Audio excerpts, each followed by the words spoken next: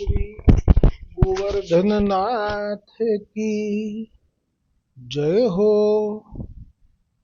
श्री वल्लभाधीश की जय हो। श्री गुसाई जी परम दयाल की जय हो। श्री गोकुल नाथ की जय हो। श्री महाप्रभु जी वल्लभाचार्य जी ना 108 નામ શ્રી ગુસાઈજીએ અતિ આનંદમગ્ન સ્થિતિમાં ધ્યાન કરીને સ્વરૂપનું પાન કરીને પ્રગટ કર્યા છે, જેમાં આજે નામ જે આવશે વિભુ, એનો અર્થ થાય છે કે જે ઘટ ઘટમાં વ્યાપ્ત છે. ગૂગલ ઉપરથી મેં સર્ચ કર્યો વિભુનો અર્થ, તો એવો અર્થ પ્રગટ થયો કે જે ઈશ્વર છે સંપૂર્ણ બ્રહ્માંડના અને જે ઘટ ઘટમાં બિરાજી રહ્યા છે, એવા નામ પ્રગટ કરવા, એવું નામ પ્રગટ કરવા પાછળનો ભાવ એ શ્રી ગોકુલનાથજી કહેશે. સર્વપ્રથમ શ્લોક: અંગીકૃતૈવ ગોપીશ વલ્લભીકૃત માનવ અંગીકૃતો સમર્યાદો મહાકારુણિકો વિભુ. આ 10મો શ્લોક છે. એમાં આ જે નામ છે વિભુ, એ 17મું નામ છે. ને હવે શ્રી ગોકુલનાથજી આ નામનો અર્થ પ્રગટ કરે છે શ્રી ગુસાઈજીના જ આજ્ઞા, પ્રેરણા અને કૃપાથી. या को अर्थ श्री गोकुलनाथ जी कहते हैं, जो श्री वल्लभाचार्य जी महाप्रभु जी आप कैसे हैं, जो जो फल और कोई को देवे को सामर्थ्य नहीं है, सो फल देवे में श्री महाप्रभु जी वल्लभाचार्य जी सामर्थ्यवान है. હવે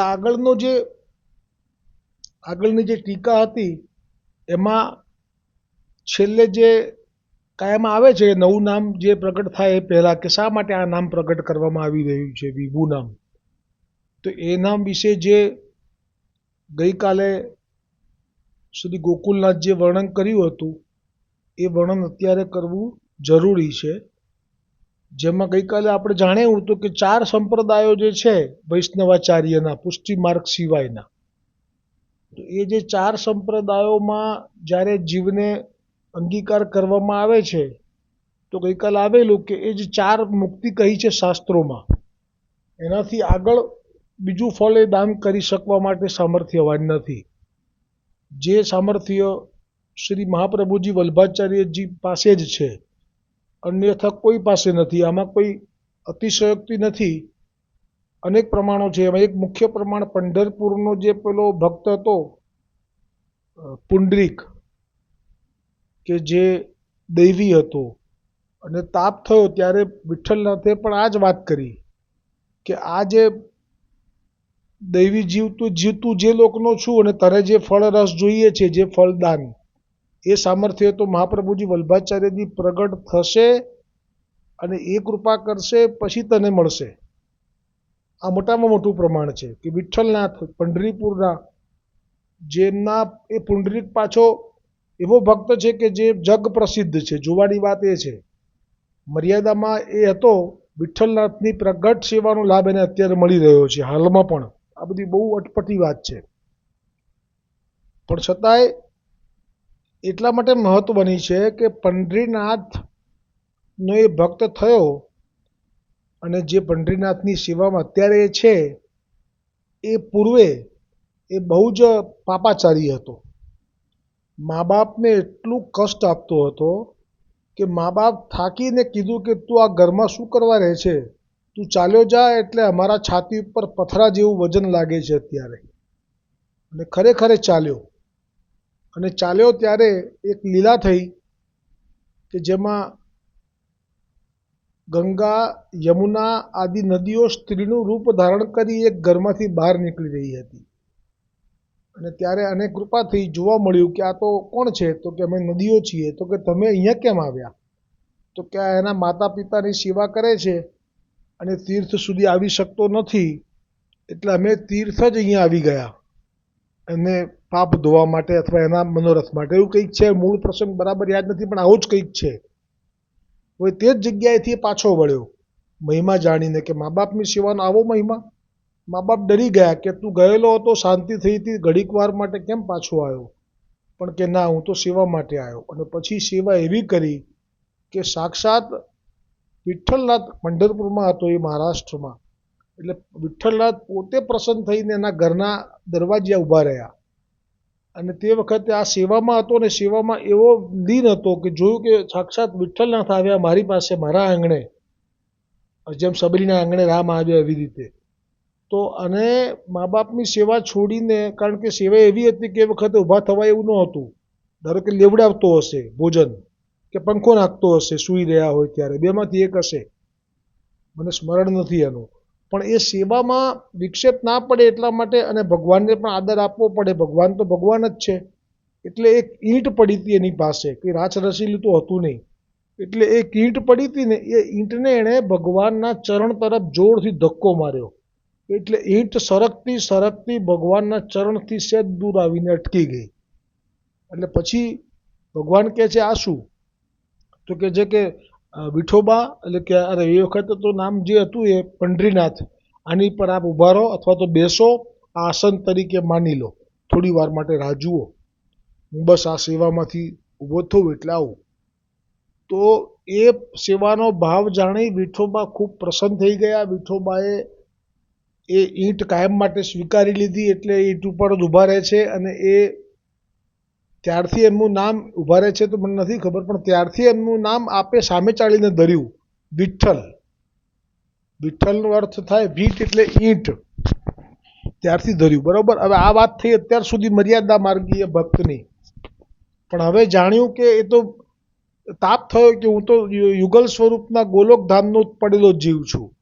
અને હવે એ તાપમાં એને પાછા ત્યાં જવા માટેની ઈચ્છા થઈ, ત્યારે પંઢરીનાથે આવી આજ્ઞા કરી. અને આ પ્રસંગ આવે છે મહાપ્રભુજીના પંઢરપુરની બેઠકજીમાં, કે એવી આજ્ઞા કરી પંઢરીનાથે કે તને અંગીકાર કરવા માટે પુષ્ટિ માર્ગીય સંપ્રદાય સિવાય તારો ઉદ્ધાર નહીં થાય. અત્યારે જે આચાર્યો છે, કારણ કે વિઠ્ઠલનાથને તો ખબર હોય ને અત્યારે આચાર્યો રામાનંદાચાર્ય, રામાનુજાચાર્ય, માધવાચાર્ય જે બી હશે, પણ કે એનાથી તારું કલ્યાણ નહીં થાય.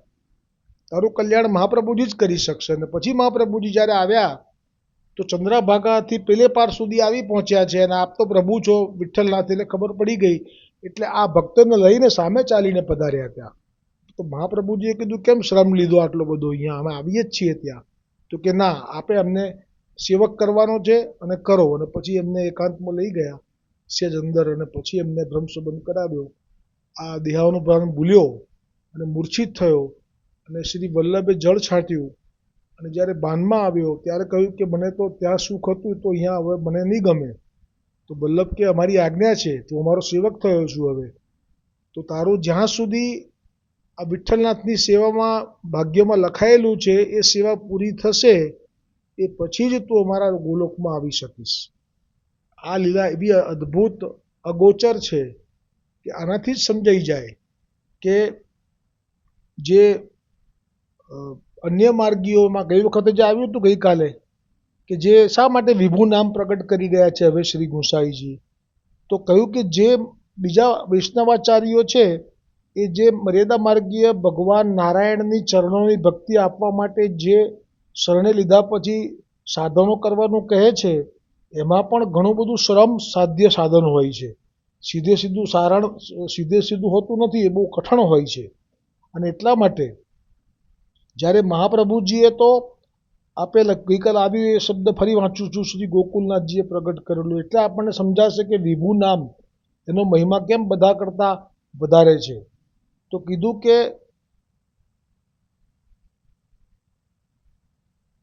ताते आप श्री आचार्य जी महाप्रभु जी आप परम कारुणिक है, तो भी ऐसे सुगम रीति से क्यों दान करत है?